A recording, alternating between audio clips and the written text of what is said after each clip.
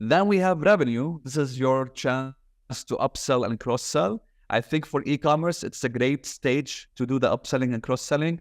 One example is the Dollar Shave Club. Once you add to cart, you complete your checkout process and you buy from them, they send you an email to confirm your order, but they also tell you, do you want to toss more stuff in your basket. So they have different products that can help you out as well. Another example is this one. Now, what I love about this one is not just a confirmation email of your purchase.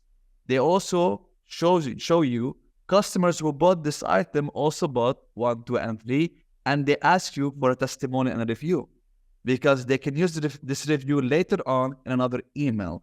So this is something that can also work for B2B and B2C. Collect testimonials from your customers, and you can use them in your email marketing campaign to promote other products.